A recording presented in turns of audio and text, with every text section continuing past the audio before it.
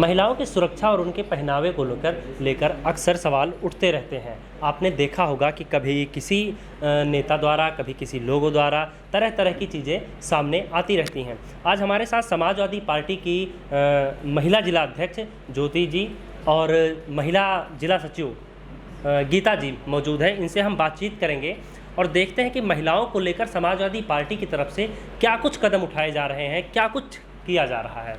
तो जी, अक्सर आपने देखा होगा कि महिलाओं की सुरक्षा को लेकर आए दिन, मतलब ये मान लीजिए कि महीने भर नहीं बीतते, 6 महीने नहीं बीतते हैं, छोटी छोटी बच्चियों के साथ रेप की घटनाएं जो है वो सामने आती रहती हैं। तो आपके क्षेत्र में कोई कभी घटना, ऐसी कोई घटना ना हो, इसके लिए आप लोगों के द्वारा क्या कुछ किया जा रहा है? जब से ये भाजपा सरकार बनी है तब से आए दिन 6 महीने की बच्ची से लेके 80 साल की बुज़ुर्ग तक सुरक्षित नहीं हैं। और अगर आप मैनपुरी की बात करते हैं तो मैनपुरी में भी आए दिन तरह तरह के कांड होते रहे हैं। तो हम लोग समय समय पर जब इस तरीके की कोई भी बात होती है, सिर्फ मैनपुरी ही नहीं, हाथरस से कहीं का भी होता है, यहाँ समाजवादी पार्टी महिला सभा हमेशा इसके विरोध में आवाज़ उठाती है और उठाती रहेगी जब तक कि इस तरीके के कांड होते रहेंगे। जो गरीब महिलाएं हैं, गरीब तबके की हैं, उनके लिए समाजवादी पार्टी की तरफ से यहाँ पे क्या कुछ किया जा रहा है? क्योंकि यहाँ पे जो विधायक हैं वो आपके ही हैं, सारे विधानसभा चुनाव भी आने वाला है, तो आप अभी जब आ जाएंगे अपनी चुनावी तैयारियों को लेकर, तो क्या क्या काम गिनवाएंगे आप कि हाँ, महिलाओं के लिए आपने जो जो किया हो? अभी जब कोरोना काल था, सबसे ज़्यादा हमारे लिए संक्रमण काल था, और उस संक्रमण काल में गरीबों की तो दूर की बात है, मध्यम वर्ग भी बहुत ही परेशानी में था।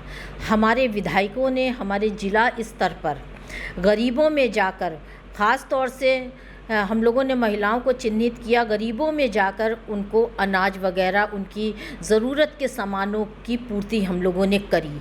और यहाँ तक कि लंच पैकेट बना कर भी हम लोगों ने घर तक पहुँचाए। जो रास्ते में यात्री जा रहे थे, हाईवे पे खड़े होते थे और वहाँ वो लंच पैकेट बांटे जाते थे।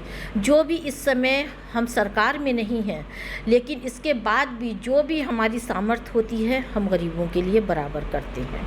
यहाँ बच्चियों की और जितने भी बच्चे हैं उनकी शिक्षा व्यवस्था के लिए क्या कुछ कदम उठाया जा रहा है आप लोगों की तरफ से?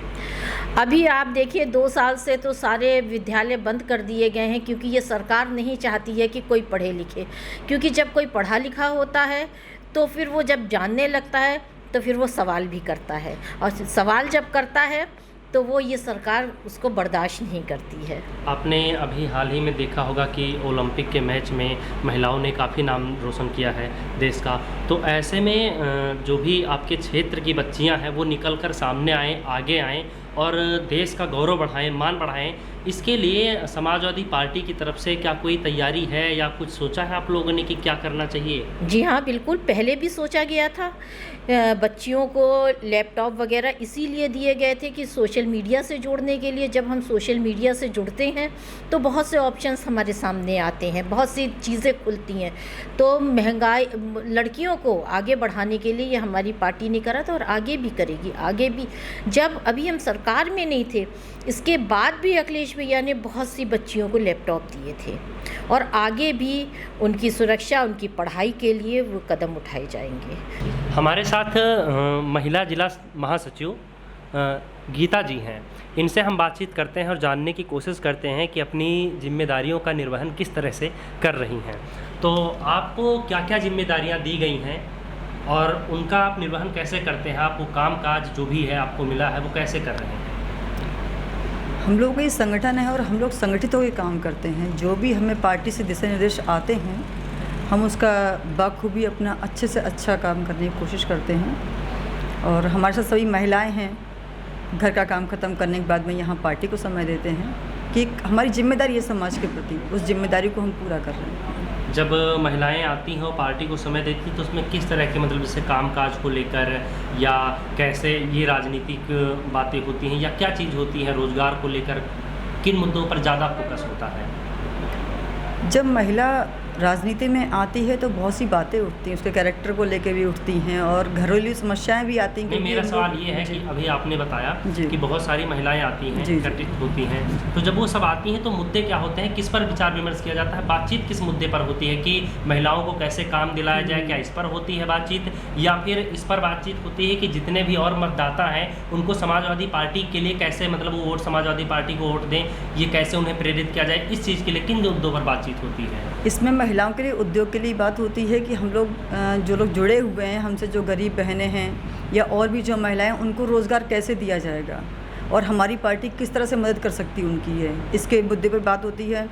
और हम लोग यहाँ पर आके हर तरह की बातें करते हैं, महिलाओं की जो भी एक समस्याएं होती हैं उसकी चर्चा होती है, उसको दूर करने का हम लोग प्रयास करते हैं। आप एक महिला हैं तो मैं आपसे रिक्वेस्ट करूंगा कि यहाँ के क्षेत्र में महिलाओं की जो जो समस्याएं आपने देखी हैं वो समस्याएं आप एक बार दर्शकों तक पहुँचाएँ।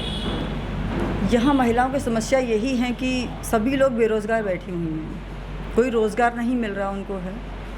महिलाएं चाहती हैं कि कुछ घरेलू रोज़गार ऐसे हों कि घर से बाहर भी ना निकल पाती हों और घर पे ही उनको रोज़गार मिल जाए, तो अपने परिवार का पालन पोषण वो लोग कर सकते हैं, उन्हें बच्चों को पढ़ा लिखा सकती हैं। अभी सरकार में कोई रोज़गार तो दिया नहीं गया किसी को भी है, सब पढ़े लिखे बच्चे बैठे हुए हैं, वो भी घर पर ही बैठे हुए हैं।